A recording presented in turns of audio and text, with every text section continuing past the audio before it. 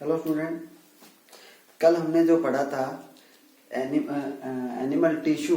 इस animal tissue को हमने मतलब कि एपिथेलियम टिश्यू का पार्ट पढ़ रहे थे और एपिथेलियम टिश्यू के अंदर हमने सिंपल और कंपाउंड एपिथेलियम को क्लासिफाइड करके वहां पे अपन ने रोक दिया था।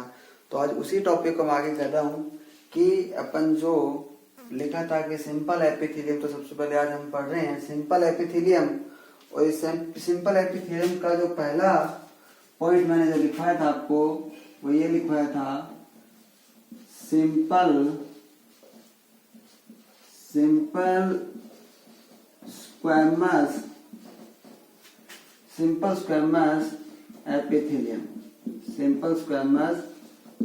Epithelium, right. तो सबसे पहला अपना पॉइंट क्या है, सिंपल स्क्वैमस एपिथेलियम। मतलब पहला टिश्यू कौन सा है, सिंपल स्क्वैमस एपिथेलियम। इस सिंपल स्क्वैमस एपिथेलियम के अंदर इसको सबसे पहले अपने को ये पता होना चाहिए इसको नाम क्यों दिया। स्क्वैमस इसको इसलिए बोला गया कि इसके अंदर जो सेल थी वो बेसिकली जो सेल की जो शेप थी वो इसकी शेप टाइल शेप थी, ये it just like square shape, या जैसे इसके अंदर वेव अपीयरेंस था। ये क्या था, वेव अपीयरेंस, ठीक है। तो इस तरीके की इसमें अपने को देखने को मिला। दूसरा पॉइंट क्या है कि इस सेल के अंदर जो सेल थी वो अगर वैसे देखा जाए एक एंगल से, तो एंगल के अकॉर्डिंग फ्लैटेंड सेल थी। कैसी थी जी, flattened cell with round and flat nucleus. क्या था, राउंड एंड फ्लैट न्यूक्लियस, ऐसी इसकी शेप थी। अब अगर अपन इसका फंक्शन की बात कर लें इस टिश्यू की, तो इसका जो फंक्शन जो था वो क्या था कि ये बॉडी के अंदर डिफ्यूजन एंड फिल्ट्रेशन जहां पे होता है वहां पे ये फंक्शन मतलब ये टिश्यू प्रेजेंट था। तो हमारी बॉडी में जहां जहां पे डिफ्यूजन होगा, जहां जहां पे फिल्ट्रेशन होगा, वहां पे simple squamous epithelium tissue present होता। तो इसके अंदर अब हम अपन किसकी बात कर लेते हैं, एग्जाम्पल की बात कर लेते हैं कि इसके अंदर मेनली क्या है कि एग्जाम्पल देखने को आते हैं, क्वेश्चन जो आता है वो एग्जाम्पल से आता है।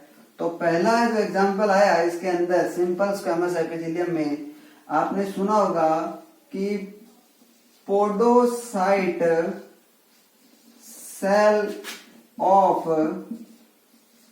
बोमेन कैप्सूल, ठीक है, podocyte cell of Bowman capsule. और एक इसी के अंदर मतलब बोमेन कैप्सूल नेफ्रॉन का पार्ट, अभी डायग्राम से समझेंगे अपन। और दूसरा जो अपने नेफ्रॉन का पार्ट होता है जिसे descending limb and thin part of ascending limb of lobe of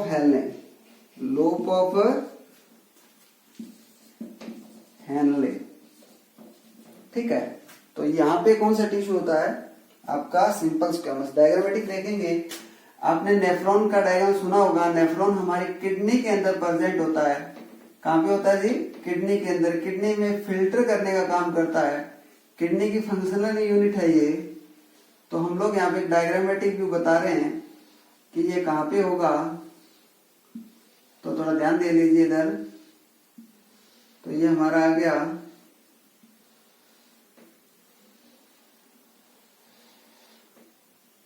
ये हम लोग क्या बना रहे हैं, ये हम लोग नेफ्रॉन का डायग्राम बना रहे हैं जिससे यूरिन फिल्टर होके बाहर निकलता है बॉडी से। एक्सक्रीटरी मटेरियल मतलब बॉडी से जो वेस्ट निकाला जाता है वो फिल्टर होके इसी पाइप से आता है, राइट।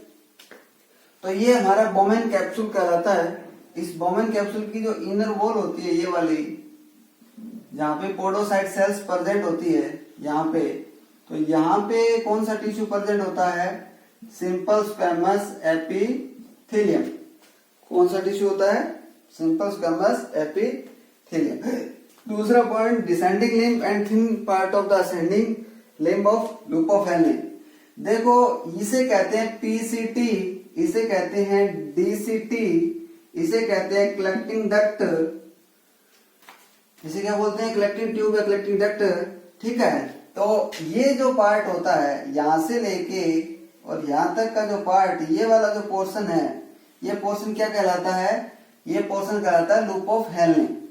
ठीक है, तो इस लूप ऑफ हेनले में डिसेंडिंग ऑर्डर वो होता है जो ऊपर से नीचे की तरफ, तो ये descending order plus thin part of ascending loop of Henle, तो मतलब यहां से लेके और ये जो पार्ट आ गया हमारा इस एंगल के अंदर, ये वाला जो पार्ट है लूप ऑफ हेनले का, यहाँ पे सिंपल स्क्वेमस एपिथेलियम प्रेजेंट होगा। मतलब समझ में आई? लूप ऑफ हेनले के अंदर पहला जो पोर्शन है वो ये है, ये बोमेन कैप्सूल। देखो यहाँ पर अपनी जो ब्लड वेसल्स आपने देखा होगा, फ्रंट और रिफ्रंट जो निकलती है, बोमेन कैप्सूल ग्लोमेरुलस बनता है, तो यहाँ से फिल्टर होकर ब्लड निकल जाता है, तो जो फिल्ट्रेट है वो इस वॉल को क्रॉस करेगा। ठीक है, जो ग्लोमेरुलस फिल्टर आया है वो यहाँ से क्रॉस होगा, तो ये क्रॉस होने की जो जगह है यहाँ पे पोडोसाइट सेल्स प्रेजेंट रहती है, और ये पोडोसाइट सेल जो है मतलब फिल्टर का काम करती है यहाँ पे। तो यहाँ पर पोडोसाइट सेल्स प्लस ये जो आगे का जो पोर्शन है, मतलब इसके बाद पीसीटी के अंदर नहीं होगा ये टिश्यू, ये आगे सिंपल स्क्वेमस एपिथेलियम किसमें होगा, लूप ऑफ हेनले के अंदर प्रेजेंट होगा। नेक्स्ट जो एग्जांपल आता है इस सिंपल स्क्वेमस का, वो आता है alveoli of lungs and some small bronchiole, small bronchioles, right. अब इसका अपन ने डायग्रामेटिक व्यू देख लिया है, तो इसको मैं जरा साफ करके नेक्स्ट डायग्राम बना के बता रहा हूं आपको कि ये कहां पे प्रेजेंट होता है। देखो हमारी बॉडी के अंदर रेस्पिरेटरी सिस्टम होता है, जिसके ऊपर प्रेजेंट टाइम में कोरोना ने सबसे ज्यादा अटैक कर रखा है। इस रेस्पिरेटरी सिस्टम के अंदर हम लोग जो बतलाए हैं वो इस तरीके से लंग्स बनाते हैं। ठीक है, इसके अंदर पहले ट्रेकिया, ट्रेकिया से ब्रोंकी, ब्रोंकियोस से फिर क्या है कि फाइनली अगर अपन अंदर की बात करें तो लास्ट में जाके एक ग्रेप्स लाइक स्ट्रक्चर, जिसको क्या बोलते हैं, एल्वियोली बोलते हैं। आपकी एनसीईआरटी ने जो डायग्राम दे रखा है वो इस तरीके से दे रखा है एल्वियोली का। इस एल्वियोली के अंदर, इस एल्वियोली की जो वॉल है, निमोसाइट सेल्स जो प्रेजेंट होती है, वहां पे कौन सा टिश्यू होता है, सिंपल स्क्वेमस एपिथेलियम टिश्यू। क्योंकि ये एल्वियोली है, यहाँ से ब्लड वेसल्स निकलती है, यहाँ पे अपन ऑक्सीजन लेते हैं, वो ऑक्सीजन की यहाँ से आता है, यहाँ पे हीमोग्लोबिन के साथ में ब्लड आता है, वो इस ऑक्सीजन को लेता है, तो यहाँ पे गैसों का डिफ्यूजन होता है, और डिफ्यूजन की हेल्प से क्या करता है, एक्सचेंज ऑफ गैस होता है बॉडी के अंदर। तो इसके अंदर यहाँ पे जो इसकी ये वॉल है एल्वियोली की, इस वॉल के अंदर कौन सा टिश्यू का, सिंपल स्क्वेमस एपिथेलियम। प्लस इससे पहले जो कुछ स्मॉल ब्रोंकियोल्स होती है ब्रोंकी के बाद में, उनके अंदर भी सिंपल स्क्वेमस एपिथेलियम टिश्यू देखने को मिला है। ओके, नेक्स्ट एग्जांपल की अपन बात कर लेते हैं। ये हो गया रेस्पिरेटरी सिस्टम से रिलेटेड, और जो कोरोना है वो भी इसी के ऊपर अटैक करता है, जिससे हमें क्या है कि ब्रीथिंग करने में, सांस लेने में प्रॉब्लम होती है। ठीक है, नेक्स्ट जो एग्जांपल आया हमारे पास वो आया एंडोथेलियम। कौन सा आया, एंडोथेलियम। ये endothelium of the blood vessels, समझ में आई? ब्लड वेसल्स के अंदर एक लेयर होती है, इसे बोलते हैं एंडोथेलियम। और ये एंडोथेलियम जो लेयर है, अगर अपन कैपिलरी लेवल पर जाके देखें तो लास्ट वीडियो मैंने बताया था कनेक्टिव टिश्यू में जब कैपिलरी बनती है ब्लड वेसल्स की, वहां पे एंडोथेलियम रह जाती है ओनली फॉर, और वहां पे क्या है कि न्यूट्रिशन को ट्रांसपोर्ट किया जाता है बाय हेल्प ऑफ डिफ्यूजन। तो इसलिए ये क्या है कि एंडोथेलियम जो है वो किसकी बनी होती है, सिंपल स्क्वेमस एपिथेलियम की बनी होती है। ओके, इसके बाद में अपन और एग्जांपल देखते हैं इसी टिश्यू के।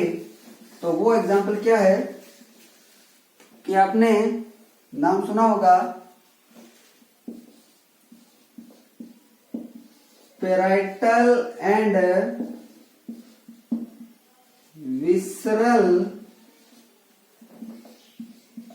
Peritoneum, parietal and visceral peritoneum,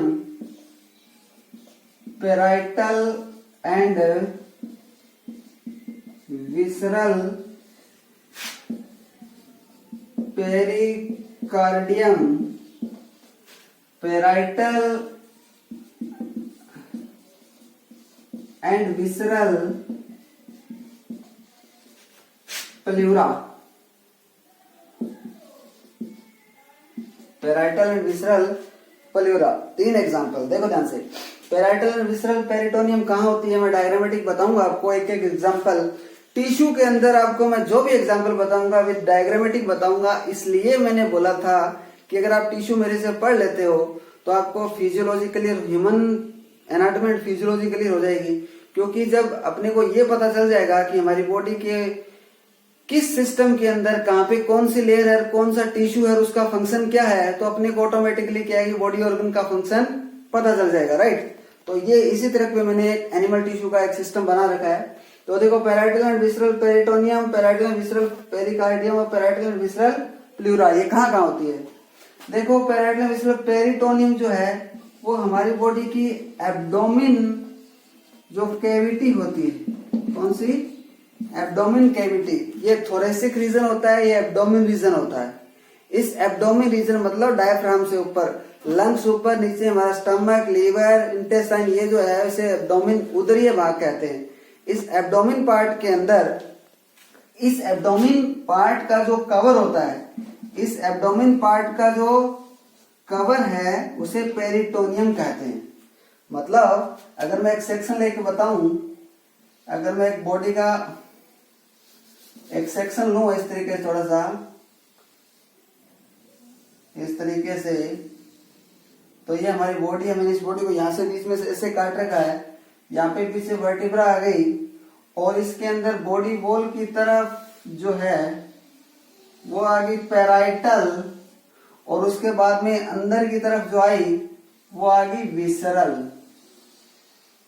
क्या आ गई, विसरल। मतलब हमारी बॉडी के अंदर क्या होता है कि बाहर जो है, बाहर की तरफ पेराइटल लेयर होती है, अंदर की तरफ विसरल होती है, बीच में क्या होती है, पेरिटोनियल कैविटी होती है। क्या होती है, पेरिटोनियल कैविटी, जिसके अंदर पेरिटोनियल फ्लूइड रहता है। और ये पेरिटोनियल फ्लूइड हमें क्या है कि बाहर से किसी मैकेनिकल स्ट्रेस या मैकेनिकल किसी तरीके का पुश लगता है तो उससे हमें बचाता है, राइट। तो इस तरीके का क्या है कि एब्डोमिन कैविटी के कवर को क्या कहते हैं, पेराइटल और विसरल पेरिटोनियम क्या कहते हैं, पेरिटोनियम कहते हैं। और इस पेरिटोनियम की 2 लेयर होती है, पेराइटल और विसरल। पेराइटल बाहर की, विसरल अंदर की, ठीक है। अब इसके अंदर हमारे सारे ऑर्गन होते हैं, परंतु याद रखना जो बच्चे मतलब एम्स का सपना लेके बैठे हैं तो उनके लिए एक अच्छा क्वेश्चन कि अगर इसके अंदर सारे ऑर्गन तो इसके अंदर होते हैं, परंतु हमारा एक ऑर्गन है जिसे बोलते हैं किडनी। क्या बोलते हैं, किडनी। ये जो किडनी है, ये किडनी इन दोनों लेयर के बीच में होती है, इसलिए इसको क्या बोलते हैं, रिट्रोपेरिटोनियल। क्या बोलते हैं, रिट्रोपेरिटोनियल। किडनी एक ऐसा ऑर्गन है हमारा जो दोनों लेयर के बीच में है, मतलब ये अंदर नहीं है दोनों लेयर के बीच में प्रेजेंट है, इसलिए इसको रिट्रोपेरिटोनियल कहते हैं। ओके, किडनी हमारी रिट्रोपेरिटोनियल है, बाकी सारे पेरिटोनियल ऑर्गन है।